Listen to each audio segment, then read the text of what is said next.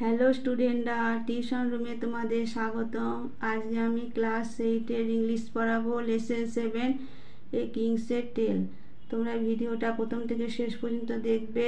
আমি আজকের বঙ্গানুবাদটা তোমাদের পড়াবো। এই ধরনের ভিডিও পাওয়ার জন্য তোমরা চ্যানেলটিকে সাবস্ক্রাইব করে রাখো, শেয়ার করে দাও যাতে তোমাদের বন্ধুরা দেখার সুযোগ পায়, আর একটা লাইক দিতে ভুলবে না। দেখো, পড়াতে আসা যাক।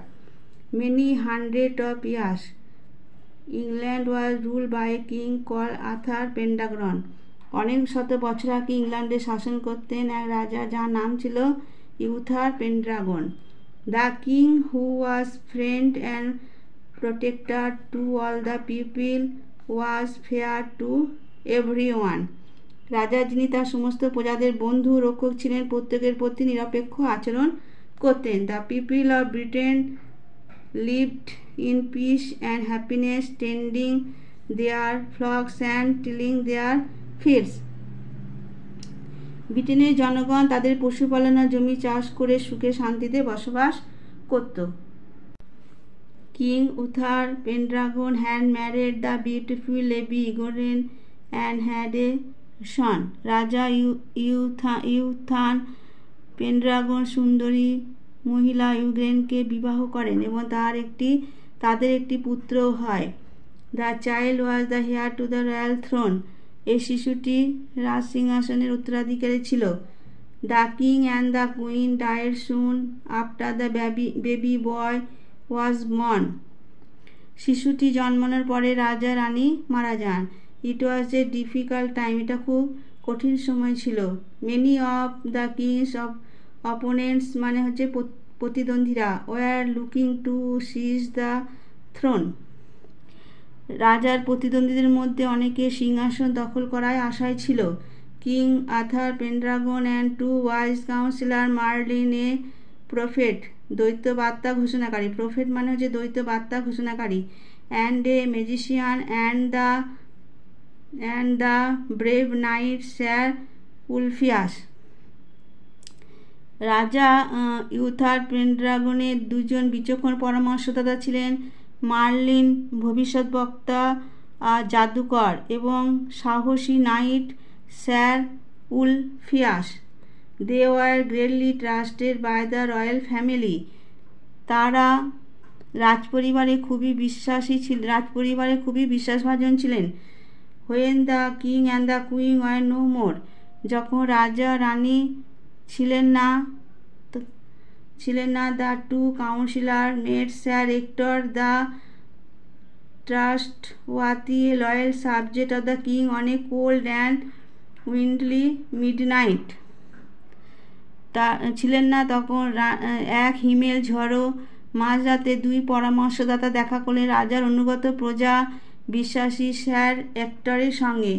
দে placed in his hands a baby wrapped in a scarlet মানে হচ্ছে টকটকে লাল cloak. Merlin said, we order you and your wife to bring up this child as though he were your own son.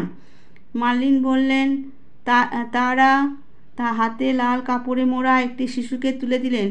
Merlin বললেন, আমরা তোমাকে আর তোমার স্ত্রীকে আদেশ করছি, এই শিশুটাকে এমনভাবে লালন পালন করবে যেন তোমাদের নিজের ছেলে।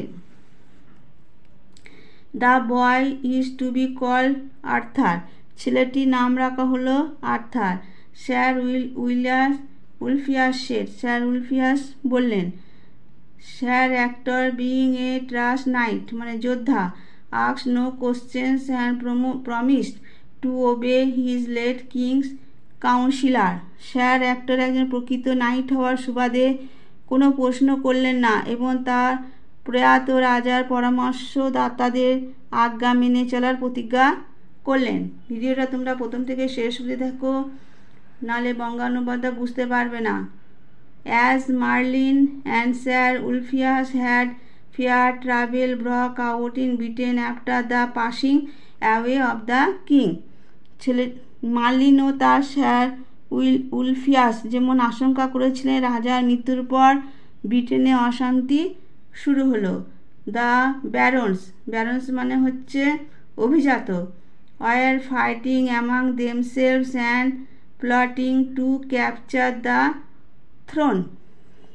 অভিজাতরা নিজেদের মধ্যে লড়াই আর সিংহাসন দখল করার ফন্দি আঁটতে শুরু করলো। Britain was in the grip of lawlessness. Britain পড়ল অরাজকতার কবলে। Travellers were regularly robbed. পথচারীরা নিয়মিত লুঠতরাজের শিকার হলো।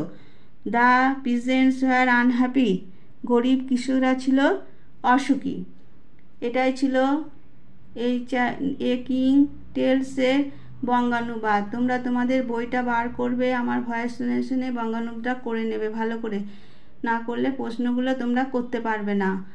এই ধরনের নতুন নতুন ভিডিও পাওয়ার জন্য তোমরা চ্যানেলটিকে সাবস্ক্রাইব করে রাখো, শেয়ার করে দাও যাতে তোমাদের বন্ধুরা দেখার সুযোগ পায়, আর একটা লাইক দিতে ভুলবে না। আর এই পড়াটা কেমন লাগলো তোমরা কমেন্ট বক্সে আমাকে জানাও। ঠিক আছে, আজকে ভিডিওটা আমি এখানে শেষ করলাম।